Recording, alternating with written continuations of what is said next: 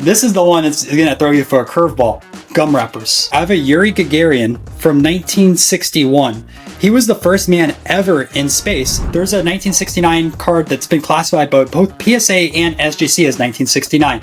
Now, one of their two researchers messed this up because this album was produced in 1973 and the photo has been matched. 69 card, truly the rookie card. So the Titanic has a card that is pre-sinking. Specifically talked about the Olympic and Titanic, which were sister ships. If you find it for like a 1 to a 2, you can pick it up anywhere from $300 to $500 based off of eye appeal. But once you get to that 3, 4, 5 grade, those are easily $1,000 plus. Welcome to the Hobby Nonsense Podcast. This is Jesse Gibson. I am your host, and this is our official episode 3 of Hobby Nonsense, where we talk about all things non-sport cards and collectibles. And today's episode is going to be fun, but it's going to be a little different. So I don't have a guest with me in studio, and it's going to be very not only educational for anybody who's wanting to know about non-sport cards, but what is a non-sport card? What does it entail? What does it include? Because a lot of people have different opinions on this, including some that don't feel that TCG, like Pokémon, Lorcana, things like that, should be included in the definition of non-sport cards. So today, Ryan Nolan, I'm going to go ahead and call him Expert Ryan Nolan, is joining the show to talk about not only what a non-sport card is, he's going to talk about a little bit more of the historical factor when it comes to some superhero cards. We'll also talk about, is the designation of rookie really applicable when it comes to non-sport cards? Because we talk about that when it comes to their first appearances, but it's usually used incorrectly is what we find out. I did want to give a few updates on some items relating to new products and some Pokemon updates, just because this is not really going to be a podcast. It's all about Pokemon, but I feel like in the first 2 episodes and now on this third one, it has come up, but it's only because this is such an incredibly hot time in the Pokemon market. Some are comparing this back to COVID Pokemon pricing, but in some cases, it's even higher than that. What's really going on at this last week was you had 2 big releases come out. You had Prismatic Evolutions, which is some new cards. They have Eevee, the character Eevee, and what they are deeming the evolution of her different forms across multiple different cards, specifically the Umbreon evolution of Eevee in that card set that is going for $1,500 for a raw card that you would just pull out of a box. That retail would go about $50, $55, but most people are selling them for around $150, $120. I got mine for $100. Thank you to Jason Shepard of Shep's Cards. But yeah, these are very, very hot right now, especially if you were to get some from the Pokemon Center. It's an online website where you can go and buy some of these cards. That has like a special designation on it, where that card, I've seen sales in the 5 figures, not graded, just raw. Granted, I think that was like the first one. I think some of the secondary ones have gone for like $4,000 and $5,000. It's insane. So that's why that's been so hot. But the other reason is because it's making like national news when it comes to TMZ picking up the story of Costco selling this new, or what they're saying will be the last reprint of Pokemon 151. It was a very popular set that came out a few years ago, or a year or so ago. Pokemon 151, this is supposedly going to be the last reprint. They're calling it Blooming Waters. And Costco had these boxes out for sale for about $45. They are selling right now online for about $120. So you could just buy it at Costco and immediately over double your money. So that's another thing that's going on in the Pokemon world. If you didn't see some of those videos, they actually turned kind of violent. I didn't feel comfortable showing my 10-year-old guys like throwing elbows into faces as people are trying to grab boxes out of other people's hands. Is especially entertaining to know that we got some. Myself, my wife, and my daughter, we went down to Costco here in Middle Tennessee where we live, and we went on Friday. They had it different though. They had a 2-box limit. All these other ones that you're seeing online there, it's just a free for all. Take as much as you want, but they had a 2-box limit. So we went in there, we got 2 boxes each, and we walked out of there safely, unharmed. It was very civil. So, I don't know where they're getting this craziness, but it wasn't like that where we were. But that is one of the reasons, again, why that event is causing more stirs in the Pokemon community. That's enough about Pokemon, though. Other news that is coming out, Diamond Comic Distributors. This is more as it relates to comic books, but that can have spillover into other parts of the card community. But again, this is about collectibles too, and that fits comics. But Diamond Comic Distributors was at one time the largest distributor and pretty much the only distributor of comic books. That changed around COVID times. They had kind of shut down, so some competition finally popped up. You saw Marvel and DC leaving Diamond Comic Distributors, so it's not as big of an effect as it would have been, say, a few years ago. However, it is still happening in the market. It is going to hurt smaller distributors, smaller comic prints. Now, granted, they are filing Chapter 11 bankruptcy protection to try and get their affairs in order as far as their finances go. So hopefully this will end up being okay. But for some of the smaller mom and pop shops that were relying solely on Diamond distributors, honestly, it may be the end of their run. It does not look all that great for anybody who's been using them solely as their distributor, because at this point they don't really have any big names left under their distribution. And now you're going to probably see more jumping ship to go over to, I think it's Penguin Publishing and Lunar. It could cause some of our favorite shops to close down. So keep an eye out on those developments if you're into the comic book world. Now, another quick note I wanted to make is about upcoming product releases. So we have finally heard officially that Star Wars Antiquities, which I believe I may have been teasing for like the last year. I think it was when I talked about this on the Sports Cards Nonsense podcast when we got back from Arizona for spring training event that we did. But the Star Wars Antiquities product is supposed to be a really cool product that's a little bit more high end and has some nicer, maybe memorabilia pieces in some of the cards.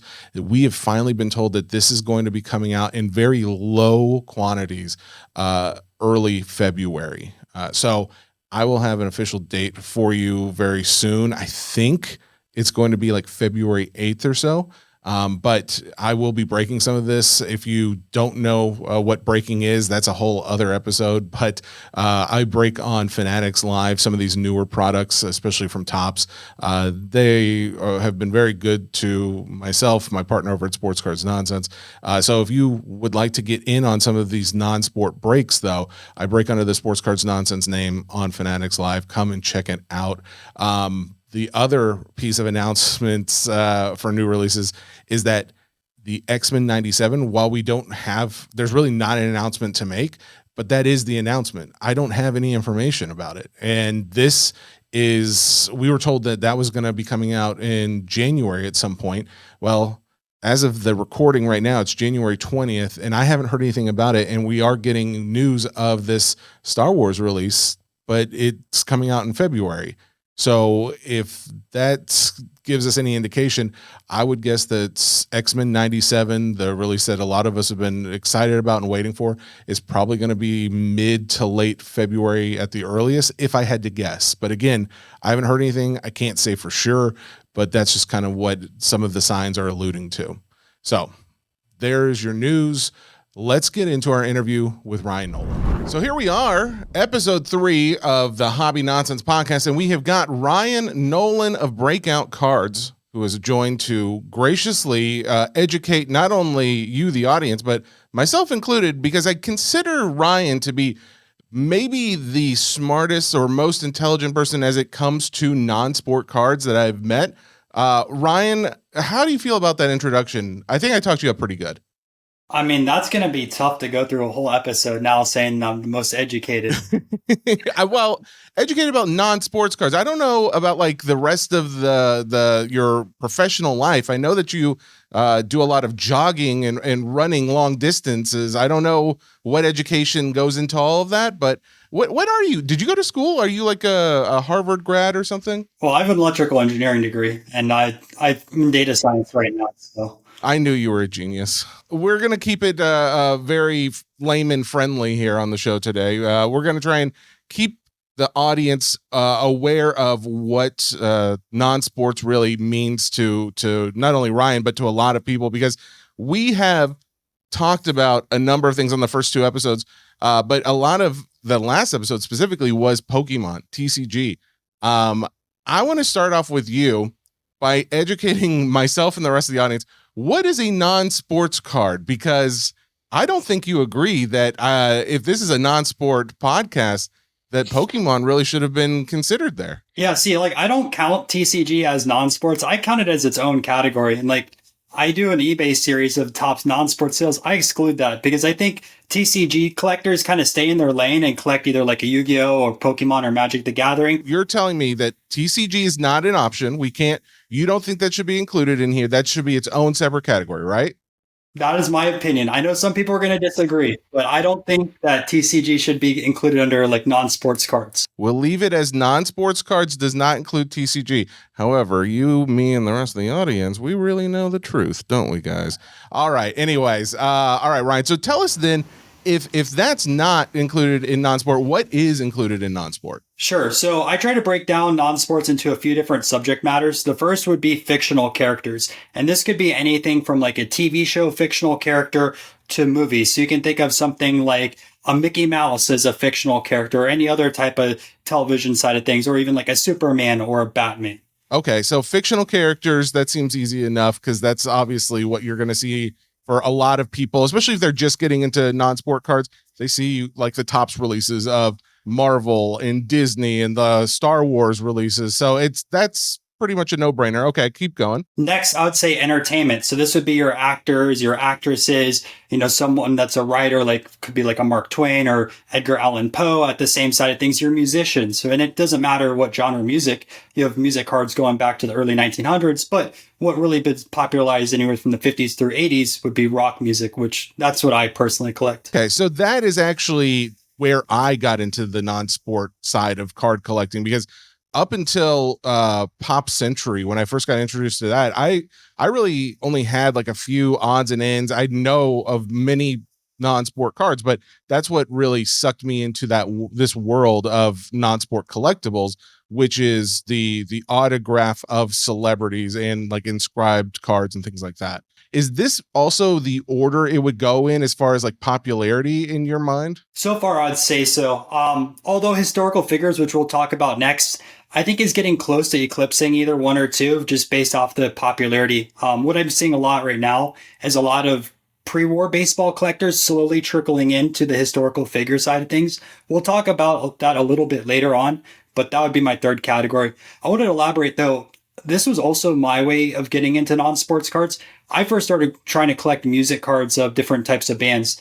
I love live music and go to a ton of concerts, and I especially like classic rock. So I was kind of interested a while ago, like, do classic rock bands have cards? And man, that was a rabbit hole. So yeah, the last concert I went to was City and Color, and might not be too familiar with them, but the main singer is also one of the singers of the band Alexis on Fire. Alexis on Fire does sound familiar to me, but again, yeah, it's not necessarily clicking, but it's okay. The audience may be huge fans, and is it newer, older band? I'd say 2000s. They're more of like rock hardcore out of Canada. You strike me as someone who could pass as Canadian. Do you have any Canada in you? I don't, but the funny thing is when I went over to the UK for a non-sports show, a few dealers thought I was Canadian. Really? There's something in the voice. Yeah, I don't know. You got started in the music entertainment side of the non-sport collecting. All right, cool. Let's keep going. What's next? So next would be historical figures. And this group, some collectors will actually split it up between presidents as well as historical figures because there's so many people that will collect presidents. But you could have your presidents there. You have your historical figures, whether they're in like entrepreneurship. You have your Vanderbilts, you have your JP Morgans, you have your inventors like Edison and Einstein, but then also you have historical figures across the world or military. There's people out there that want to collect the Napoleon cards. There's people out there that want to collect Caesar. So I kind of just bucket, are you a famous person that's not in entertainment? Yes, then you're a historical figure. Okay, so would those be classified as pre-war, or is there a different name that those would go by when they're, of the prior to the 1900s? Well, so pre-war in the baseball definition is anything before World War II, but there are people that collect historical figures all the way up through the 2000s. So I wouldn't really put a specific date on that historical figures bucket. Okay, and when you're naming off some of these, like say Caesar or something like that, obviously cards weren't made when there was Julius Caesar roaming the earth. But say Vanderbilt or JP Morgan or something, were any of these cards actually around when they were alive, like to where they could like actually collect or autograph one of these cards? Yeah, I actually brought JP Morgan to show you this right over here. And we'll talk about foreign issues and stuff like this. So this was a 1905 card of JP Morgan that was issued in Malta. Europe, like around Italy and the Mediterranean? Yeah, so that tiny island has a bunch of non-sports cards from the early 1900s. In fact, if you search up Malta cards, there's a researcher at Malta University, I think, the main university of the island, that documented sets all the way from the early 1900s through the 30s and 40s. Any documentation as to why Malta, of all places, would have such a affinity for card collecting? Well, so the interesting thing about non-sports, and we'll talk about it a little bit later, is non-sports has been collected all across the world. As a hobby, I feel like we're very Americanized, especially in the sports side of things, minus, hockey being in Canada. But non-sports cards have been produced probably in 30 or 40 different countries, and they all have their own specific culture associated with it. I've met collectors from Germany that have over 1 million German non-sports cards. There's collectors in the UK that have 1 to 2 million UK focused cards. You can think of any larger country and they have cards. In fact, all 6 out of the 7 continents, I don't know if Antarctica has anything, produce cards. Do any of them have the same kind of value that some of the cards here will hold? Like when now, granted, I don't know. I don't know how you feel about the fact that there was a modern Mickey Mouse that sold for $500,000 not too long ago. For I believe it was from the 2023 Disney 100 Topps release. That card going for $500,000 was pretty astronomical in the world of non-sports. But let's even say dumb it down from there. Something in like the 5-figure range. Do they have some of these non-sport cards in other countries that are going for high dollar in that country? Yeah, so I'll give you an example. The 1931 Mickey Mouse card that has Mickey Mouse and Walt Disney. That in a PSA 9 right now goes for about anywhere from $30,000 to $50,000, and that was a UK issue by a prominent manufacturer called Wills. Now, some people will say that this card is rare because it is a Pop 500 or give or take right now. And the non-sport side of things, a Pop 500 is a lot of cards. Now, in perspective of sports cards, you think Pop 500, people will say this is a low pop. But you got to understand that non-sports is such a small niche compared to sports cards. When you go into really pop reports on non-sports, you want to look for things that are like single digits or a little bit up in like the 10s or 20s. You'd classify that as a rare release. But the Wills Mickey Mouse card in a 9, I think there's 4 of them that are graded, and it's, anywhere from 30 to 50 grand. Jeez, that's insane. There's only 4 9s, or there's only 4 cards graded? No, there's only 4 9s. There's about 500 of those that are graded. If you want to go for a mid-grade copy, it's anywhere from like $300 to $600. Even when you get up there like 6s and 7s, they don't really skyrocket until you get to the 8 or 9. When I think of non-sports, we've kind of like covered the majority of what I would think of when I'm collecting. Now, what are other subjects? So there's actually quite a lot of collectors of those going back to the 1800s. There's people that spend crazy money on dog cards because they're just that popular, whether they have that specific dog or want to just collect dogs in general. There's a lot more than just dogs in general. You have also chicken, fish, horses. I mean, you can think of any type of animal out there. There's cards specifically made for it, but those 4 that I mentioned, have specific sets by either Allen Ginter or other manufacturers. Okay, so I was going to ask. So I know Allen and Ginter. That's the first thing that comes to my mind because I was just breaking some 2024 Allen and Ginter, and my daughter loves all the Westminster dogs. Like she's been collecting those, and then they've got animals as far as bees and things like that. I've got a golden lion tamarin and an SGC 10 right over my shoulder on the shelf behind me that I believe is a one of one, or at least at the time it was. I think it's valued at about $1 billion. But that's the real question, though. Like you could make a card about just about anything. Do any of these animals, like, do they hold much value? Like, is there big collectors? So yeah, some of the different animal sets, once you start getting into 6s, 7s, and 8s, they go for a couple $100s each. There's set registry collectors that want to have the highest Allen Ginter set or the highest dogs out there, and they really pay up. And some of the other like niche dogs and niche animals, since they're pretty scarce, like even common sometimes go between $30 and $50 a card. And that's some of the foreign issues, but also some of the American tobacco issues. I guess just like inanimate objects at this point. Yep, that's another one right there. That actually was next on my list. So there's a few different types of objects that you can think of. One of my favorite Allen Ginter sets out there, and I don't collect it, is Allen Ginter has a full set of different weapons. So it could be anything from like, knives and swords to guns. And they just have different historical figures, not historical figures, but different subjects out there having the weapons. And a lot of people actually collect those. They are some of them are kind of expensive, $50 to $100, even in low grade shape. Really? What? There's not anything that goes for like $1,000 in an inanimate card, is there? Guess what? That also includes the Titanic. So the Titanic has a card that is pre-sinking.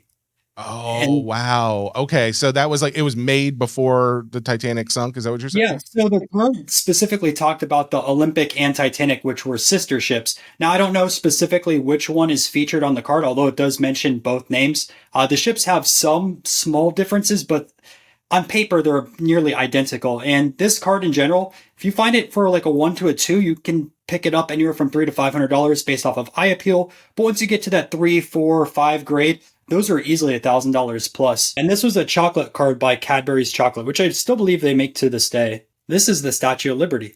And this is actually an Allen & Ginter card from the 1880s. When did Allen & Ginter start making cards?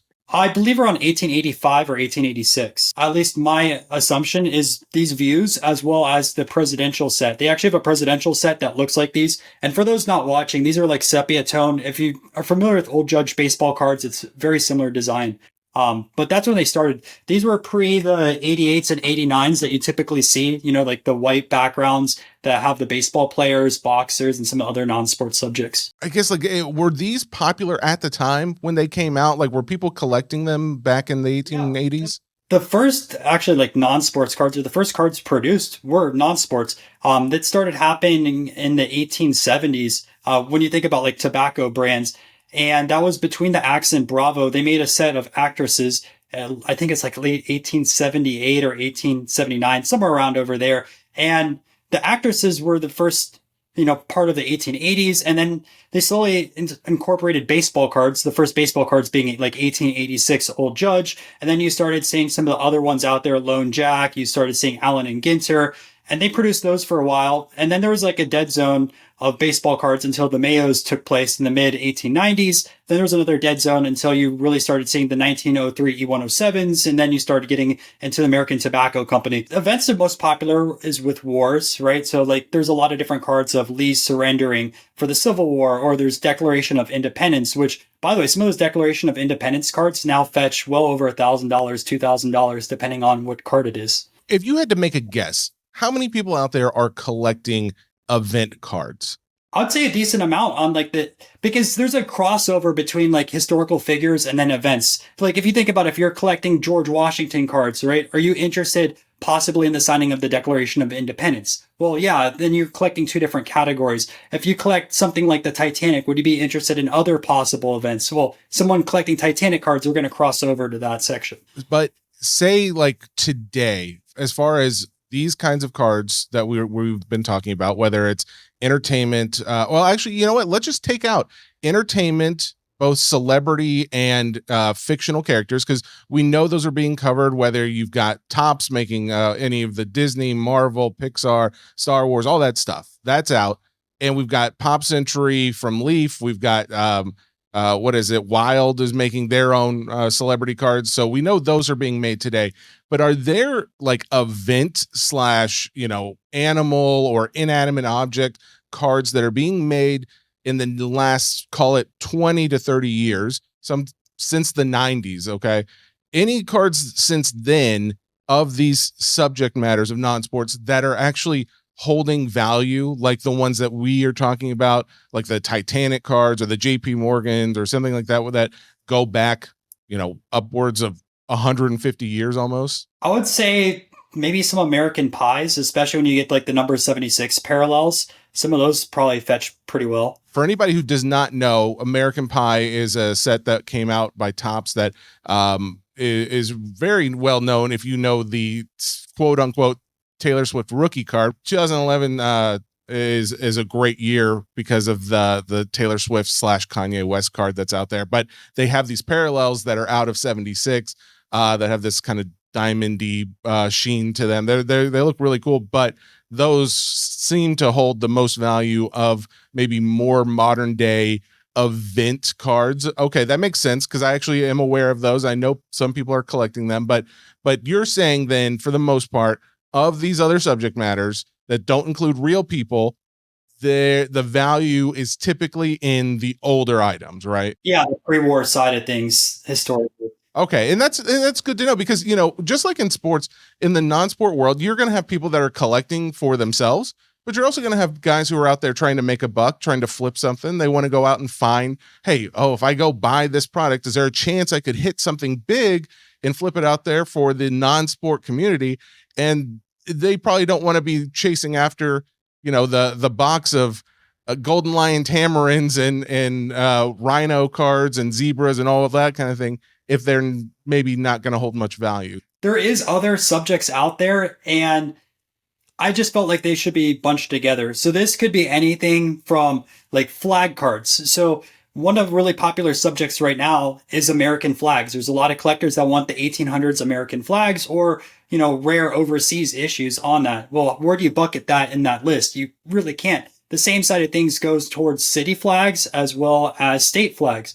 I will say anytime I get state flag Allen Ginter cards, they sell easily anywhere from $15 to $25 in low grade. Because, like, for example, I live in Florida. Someone in Florida wants to get an Allen Ginter Florida card and keep it in their collection. Okay, so then if you are someone looking for cards like this, is miscellaneous, like how do you search for that online or anywhere? Well, I just start searching for like U.S. flag Allen Ginter card and start learning from there. Yeah, and I would even say like the miscellaneous bucket would have things like theories. So Einstein has a card in 1928 has lightning striking twice on a train talking about one of his early theories. There also in the set, you have an apple falling from a tree talking about Isaac Newton's theories. Like non-sports can essentially cover anything out there. You just have to research it and see if there is a set. Again, there's non-sports cards in 30 or 40 plus different countries. Chances are, if you want a specific card, even as niched down as a theory, it's out there somewhere. That is so cool. Okay. Well, that's what I like about this non-sport world. Granted, when we get to like some of the more miscellaneous stuff, it's like, man, now it's like if everything has a card and I'm someone who likes cards because of not only what they represent, the nostalgia behind them, but also I like that they hold value.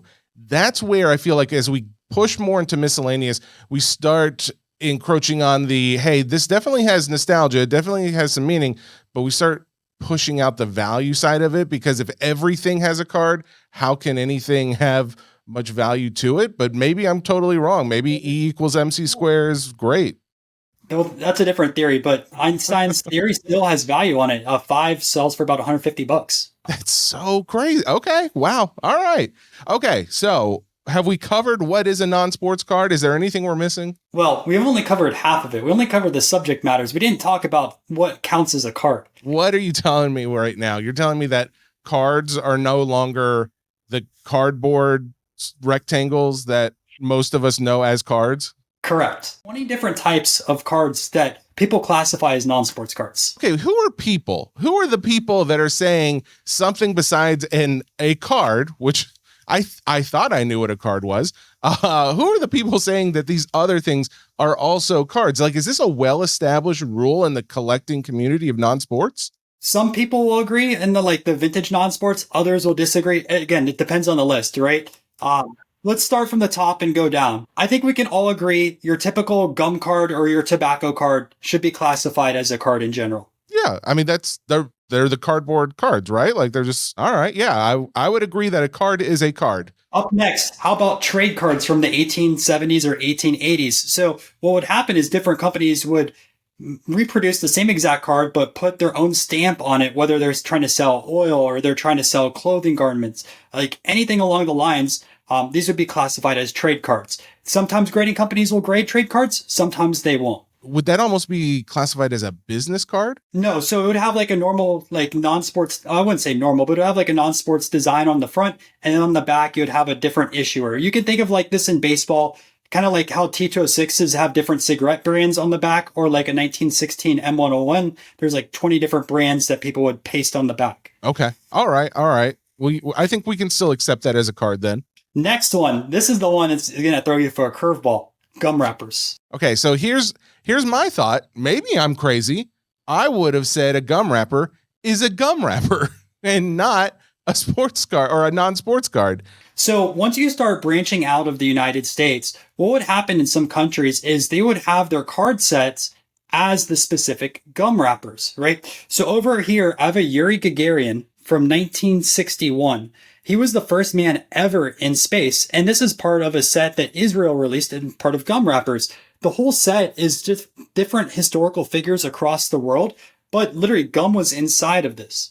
And you can find JFK in there, you can find Marilyn Monroe, you can find Abraham Lincoln, like tons and tons of historical figures were in there, but that's how they collected cards in this specific release. Another example would be Hischler gum wrappers that were issued in Eastern Europe. And these were issued from 1969 to 1970. And you had a lot of different prominent bands in there. You would have Jimi Hendrix in there. You would have Led Zeppelin, Black Sabbath, and it's a full set of 100. There's even a poster talking about collect all 100 gum wrappers. Gum wrappers they are made of paper, and they have the design of a non-sport on there. That could also be said about a non-sports card. I guess right now, I feel like we are on the fringe of what a non-sport card is. Like I could say, okay, they both took a tree to be cut down to be able to be made. They are in similar shapes of rectangular shape, and they have content of non-sport. After this, I don't know if I could still agree, but all right, keep going. Okay, now we're going to talk about two different types of stickers. So one of the things that's confusing for sports collectors once they go into non-sports is the term sticker. What does it really mean? Well, one definition of sticker is any card that could be pasted into an album. So Panini Cantantes, right? On paper, they're classified as sticker cards, but they're like traditional cardboard. What people would do is they'd have the full Cantante albums. There would be some type of sticker you could or adhesive that you would paste it right into the album, and that was normal for Panini cards back then. They're not technically stickers where you would peel them off and paste them, but they're traditional cardboard, and this also happened in other countries. Confirm on that side of things, you're good with that? I'm good with that. Yeah, we're good with that. We'll accept that one easily. Okay, now here's the other one, which is going to throw you a little bit for a curveball. So this happened quite a bit, but there would be manufacturers that would create stickers, and it would be okay to take off the backs and paste them into albums. So I'll give you two examples of prominent cards that are like this. So up first, we have a 1971 Bergman, which is the first known copy of a Jackson 5 card, right? But then on the back, you can see the back is gone because this was pasted into an album at some sort. Now, these are like impossible to find with the original back. And CGC is the only one that grades them without the back. PSA and SGC reject them. But in my eyes, they still should accept them and just give them an authenticity grade. Because if you look in like vintage baseball and all the different types of Cuban releases or Venezuelan releases, people still paste cards into albums. Even going to T206 cards, you know how many album finds there are out there where people paste them in? It's not uncommon for the hobby. So there's that side. And then you have a card like this, the 1986 Metallica, the first band images over here. And this is going to fall into two categories on this one, right? So this is one that someone could also take off the back. I actually have the original back. But what's also interesting on this as a non-sports card is this card was folded in half and then insert it into a pack. And that's not the only brand that did that. In fact, if you go back into pre-war cards, there's a few different manufacturers that literally take the card, fold it multiple times, and insert it into a pack. Grading companies, they always will try to grade these as ones, some exceptions in other brands. But I would classify that Metallica as a card.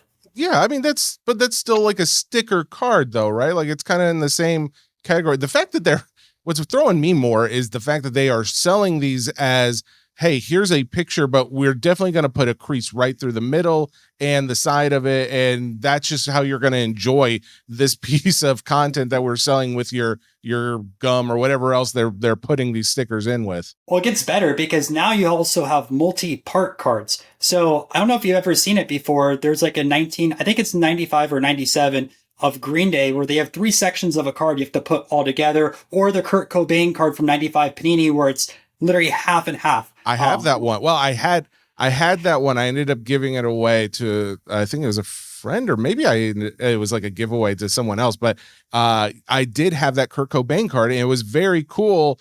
The only thing that stinks is once it's graded, it's like you can never put them right next to each other anymore because you got the outside of the case.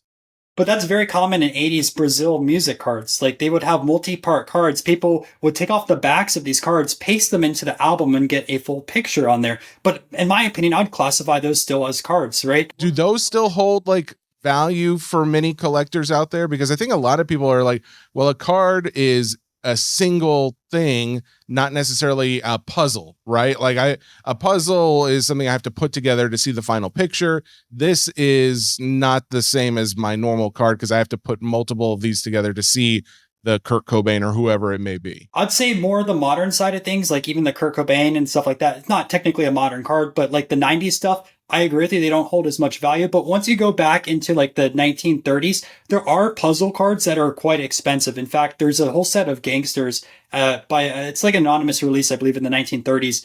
And some of those cards go for like $3,000 or $4,000. They're just super, super tough. Wow. Okay. Wow. The fact that you said 3,000 or 4,000, I thought you were going to say 100. That's like a comp from 10 years ago, by the way. That's the point that we were talking about before we started recording, though, is some of these comps, like you can't really take that comp as, 100%. It could have 5-10x since then because the comps come up so rarely. And that's what I was just trying to say. The point, like how rare some of these cards are in the 1930s or 40s. Like the fact that some of these cards sell for $3,000 or $4,000 5 to 10 years ago, what would they do in today's market? Which I feel non-sports has expanded quite a bit. And that's a question that I would like to know too, is like, how does this side of non-sport collecting, I guess, grow at this point? Because there's so much of it that relies on vintage markets that basically I feel like you have to be at a card show to really even appreciate or even know that some of these even exist. Yeah, I think a lot of it's part of the education side of things. From the non-sports, like historical and pre-war, a lot of these collectors are always trying to talk to others and try to figure out like, hey, does this person have a card? If so, what's the card? Oh, tell me about other cards in your PC. And I think one of the great things is once you get to the pre-war collectors is they share everything. People love sharing their knowledge. I think a lot of the knowledge is still stored away and not really public. But when you start talking to a collector on this side of things, they are super passionate. And what I found is in this space, a lot of people used to be sports card collectors. Maybe they're pre-war or vintage sports card collectors, and they got bored of it. And I'm not saying like sports cards is boring in general, but like when you go to like Topps cards in 50s through 70s, there's only so much out there. And there's some foreign releases. There's some food and beverage issues that tend to be tough. But there's a finite amount. With non-sports, it feels like almost every week that there's some sort of new discovery out there, even though if it technically isn't a new discovery on paper, you might have discovered a new set and you want to really dive into it. And I think that's what really keeps that part of the hobby growing. You keep getting a dopamine hit every single week when you're trying to search for stuff. So if that is the case, that it does rely on a lot of research and digging for some of these buried gems, what about like modern day non-sport things is there anything that holds much value in your eyes? Like, is there anything that you collect that would fall into these categories that we've been talking about? I'd say probably the most modern card I have is 2002 Coachella music cards. I also have some Brazilian sticker cards from 2002. So I'll tell you the story about the 2002 Coachella. And this is back when Coachella actually had decent lineups, not compared to today. But in 2002, one of the concert promoters of Coachella, they made a full set of all the different artists that were performing that weekend. I think there was like 60 total cards. So one of the cards that I have is the Foo Fighters from 2002, which is one of the first Foo Fighter cards out there. I also have Queens of the Stone Age in that set. I want to say Oasis is in that set too. I don't have Oasis, and the Strokes is in that set. And I don't have the Strokes yet. And there's probably a few other bands I probably should go after. But I just think it's really cool that not only were these cards distributed at the festival, you have to think about, storing that card. How does, like, you're at a Coachella, that card is going to most likely be destroyed. And also it showed the lineup of like who's playing each day, who's going to keep that card. But the grading companies do grade them, and luckily enough, I do have the Foo Fighters. I know someone that recently got a 10 on that card, which is so impressive. If you are sending these cards into a grading company and there's a grading company that grades them, then it would seem that would be considered a card, right? But like, do you find that there are things that you consider a card that a grading company will not grade? You can't find a... Absolutely. There's stuff that's like black and white that these are cards that get rejected all the time. I'd probably say about like 10 to 20% of my orders I send to either like SGC or PSA get rejected. Just because they don't have enough information to slab it, or they're just not comfortable with it, which I know the cards are authentic. I know where I sourced them from, but I understand their perspective of like, we don't have enough information because some of the stuff isn't documented anywhere online. Really? Wow. And yet you found it just from like talking to people or being at these shows, or what? Kind of just talking to people, because like I know collectors across the world that show me stuff all the time. Like, if you want to learn German non-sports and German cards in general, check out these encyclopedias. What are those specifically about? Cards? About German, like, non-sports cards. That just shows you, and like most of the stuff isn't even documented online. There's a lot of trade card books out there. Like, if you really want to learn stuff, pick up these types of books and start studying. I want to collect things that I care about, and I think a lot of the listeners care about, like some of the stuff that they've been making new versions of that do hold value, like superhero cards. And you said that the superhero cards that are coming out now, that's good and fine, but there are other superhero cards that some people don't even know exist that are much earlier than what many deem to be like a rookie version of, say, Superman or something like that. When do you think the first Batman card was produced? I'm going to assume I'm wrong, but the one that I think about the most is the one we've talked about on the pod in one of the earlier episodes. I think the first one was the 1966 Topps Batman with the red background and all that. So they had a 1936 Batman card. And that Batman card sold a few years ago in a PSA 1 for $5,000. I believe the set was called Strange But True Stories.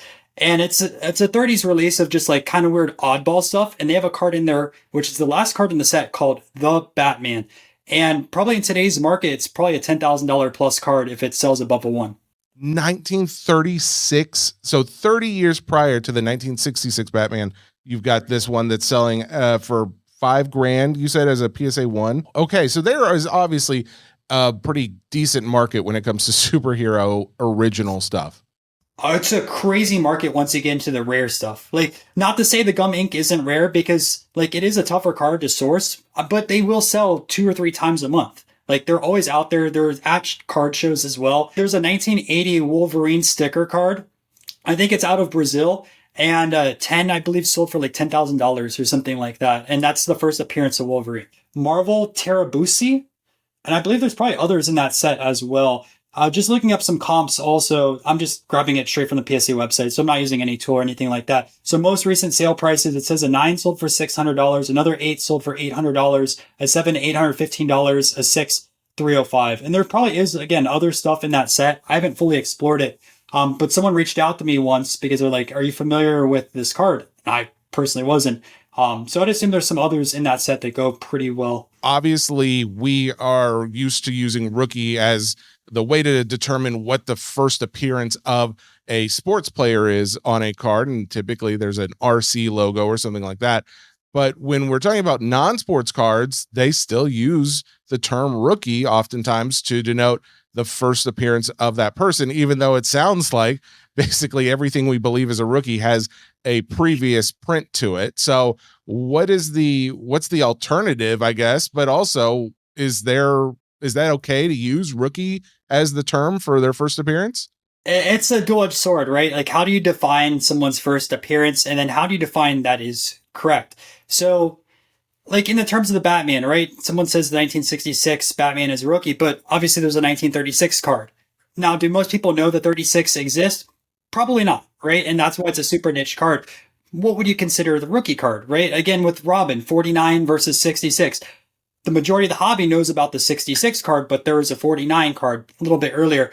What's tough about non-sports is so much of it's kind of undiscovered still, even as of today in 2025, that when the hobby says, oh, this is a rookie card, chances are that subject matter may have an earlier card.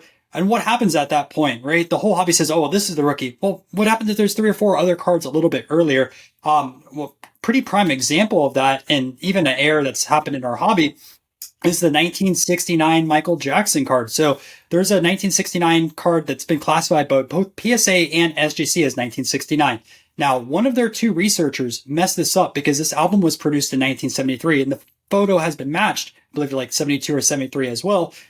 But they label it on a slab as a 69, and there's sellers at shows or on eBay that say this is the Michael Jackson rookie card. Well, reality, it's a 1973 card.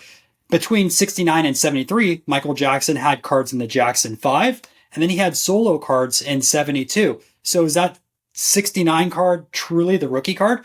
But then you have the debate of, is the Jackson 5 Michael Jackson's rookie card because he was part of the group, or do you count the first solo card of Michael Jackson? And just to show you another music example, right? Think about Pink Floyd. Pink Floyd's first card is a 1969 Bergman.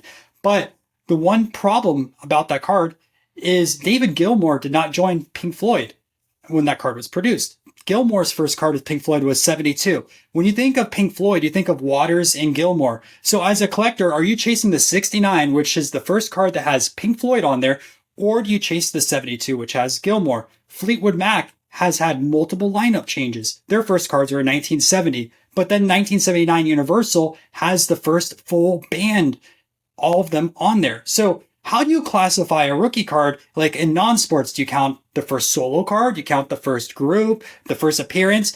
Also, you have albums. Like Metallica had album cards out of 84, but the first band pictures were in 86. The Cure had earlier album cards out there, but the first Robert Smith card was in 1984. There's just so much out there to really like debate about, and there isn't really like a set of rules. I think when it comes to the rookie designation, as far as non-sports goes, I think we've come to the point where it's majority rules in a lot of cases. And we just designate it as a rookie because that's what it's known to be for the vast majority of people out there. It's kind of like how we are all calling the 1986 Fleer Michael Jordan the rookie card, when there's already been established that the 1985 star Michael Jordan card would have technically come earlier than the 86, and therefore shouldn't we stop calling the 86 its rookie? But it's become so well ingrained in the community of collectors that we are calling this or designating it as as a rookie, that it's just what it is, even though we're using that term kind of loosely, I guess. Like, I don't know if that's acceptable or not, but that's kind of what it seems like the hobby does. Yeah, and it's tough because like there is a lot of wrong information out there. Another example is PSA has graded a bunch of 1952 Dutch gum cards of Elvis Presley. Well, the problem was Elvis had his first song in 1954. How is he going to have a full set dedicated to him in 1952? And then the problem is someone latches on and says, this is a rookie card. Someone joins the non-sports space and says, oh, I'm going to get a 1952 Elvis rookie, spends $800 on a card, and then finds out, oh, this card was actually a late 60s release. You're saying this would be an issue too, because in the space that we're talking about, some of these cards come up so rarely that someone could be taken advantage of because they can't just go easily check the comps and see like, oh, this is what this is selling for, because maybe it doesn't come up in any recent sales. Okay. Because grading companies are reluctant to grade a lot of different sets that they aren't familiar with, someone will say like, and this happened in the past, the 95 Nirvana is the rookie card of Nirvana. Nirvana has 5 cards pre-1995 that are significantly rare. Some of them can be graded right now, some of them can't. But that shouldn't even be the deal. Like 95 Nirvana is not the rookie. There's earlier stuff. The thing that I appreciate that some of the bigger card makers have been doing as of the last few years, and I'm thinking of Topps and Leaf. They've been putting out designations on the cards as far as like first appearance for a fictional character. I know like in Star Wars, some of the recent sets, they'll have like a first appearance designation on there, or in Pop Century, they'll have a note that'll be like first auto in that set. So you have an idea for, instead of an RC logo, they've got these like little alternative logos that'll say first appearance on there. So I like that we are doing something to try and fix this, but at the same time, yeah, I do understand that it does not seem to be the case for anything older than maybe 2020 or something like that. I don't think they've been doing that for anything modern, and definitely it sounds like anything vintage. Yeah, I mean, it's super tough. And then you also have to look at, like, I think in the Star Wars set, there's multiple subjects on one card versus their solo cards. What do you count as the first card in that matter? Then you also look at actors where they have a card of them solo in a set versus a card of them being the actor maybe a year later, a year or two later, like Sylvester Stallone. His first solo card is possibly 1976 Fans, but then he has a 1979 Topps Rocky 2. A lot of people consider the Rocky 2 the rookie card, but he has the card earlier from 1976. So what happens in that case? There's just so much like uncertainty about non-sports that when people fix the rookie card label to a card, like something's bound to happen. Like someone's going to get scammed, whether it's today or later in the future. So what you're saying is take all, especially vintage, but take all non-sport rookie designations with a grain of salt. Correct. Try to talk to as many collectors as possible. And also don't believe what's on the slab, because those years are horrible. And I don't know where the research is coming on that side of things. This has been eye-opening, especially as it comes to the history of cards. Because, I mean, I thought of this when we started talking, it would be what is a non-sports card? And that is definitely going to be in the subject matter of the byline for the podcast. But it's also got to be the history of non-sport cards, because I feel like we've covered so much. And what's crazy to me is I know you're probably itching to point out that there's so much that we did not cover. Well, there is. That's why I put these notes. I put check marks and what we didn't do. So when we have a round two, I will talk about some of this other stuff. Well, I would love to do that again at another time, but this has been great, Ryan. I really do appreciate it. Tell the people where they can find you and your content, what they want to know about in the future. Yeah, if you guys want to check me out, I'm Breakout Cards on YouTube. I do have a monthly non-sports series where I cover the top 25 sales. Beyond just saying the top 25, I try to talk about the history of the card and different things like that. So you will learn every single month if you watch those videos. I'm also working on a decade series where I'm documenting the most expensive cards in the 30s, 40s. Right now I'm working on the 50s video, which should be out pretty soon. And I'm also doing individual subjects. So next month I have Einstein as well as George Washington out. Those videos take a ton of time to produce and try to get the facts right. So they're not always a weekly episode, but I try my best to get them out. What was maybe one of the most expensive non-sport cards that sold last year in 2024? And I know you're not going to count the Disney 100 Mickey Mouse. Well, actually, tell me why you wouldn't include that one in there. Or would you? Maybe I'm just assuming. That would be one of the most expensive non-sports cards. I mean, the fact that it sold for $500,000 is great for non-sports. I'm not going to be out there saying, well, it's modern, so it shouldn't count. No, I think that's awesome. The other Disney one that sold was the 31 Wills that sold pretty expensive. There was a 66 Batman and a 9. I want to say that sold for like, what was it, 10 or 20,000? What really surprised me though for a non-sports sale, they had an 1869 praying of Abraham Lincoln. And we're not going to go into this whole praying discussion today because that's a rabbit hole in itself. But regardless, a 6 sold for $18,000.